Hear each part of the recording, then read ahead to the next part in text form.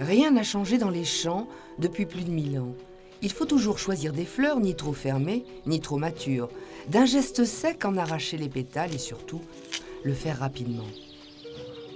C'est un moment de plaisir puisqu'on vient tôt le matin déjà, donc il fait bon, ça sent bon parce que c'est pour ça qu'on cueille tôt le matin, c'est que les essences aromatiques de la fleur sont très volatiles. Il faut absolument qu'on les cueille avant que le soleil se lève. Ce champ, en fait, est une nurserie où les rosiers fleurissent pour la première fois. En prélever les fleurs soulage ces jeunes plantes et favorise ainsi leur croissance.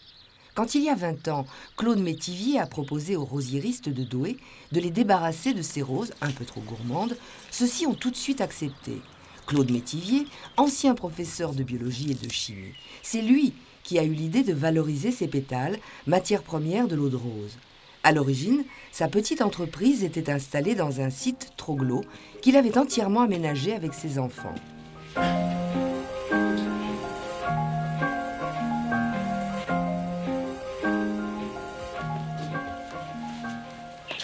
Il faut remonter en 93 quand on a descendu l'alambic ici parce qu'on est déjà encavé là. C'est un alambic qui m'a effectivement, il y avait une certaine complicité entre nous, c'est normal. Sans cet outil, je ne pouvais pas faire la précieuse eau de rose. Le problème, c'est que quand on s'occupe d'un engin comme ça, là, il faut que le feu, quand il y a du feu, il faut que ça soit le plus linéaire possible. Ça veut dire qu'il faut en permanence être là pour gérer. Les choses étant, maintenant, il y a nos fameuses normes qu'il faut respecter. Donc aujourd'hui, on l'a abandonné.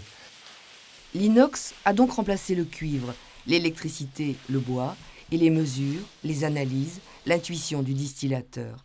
Chaque été, ce sont près de 10 tonnes de pétales qui finissent dans cette cuve. On distille entre 100 et 300 kg de pétales. Alors, au niveau de la récupération, on récupère 40% du poids des pétales en eau florale, en eau de rose. Donc, si on va mettre 100 kg, on va récupérer 40 litres d'eau de rose.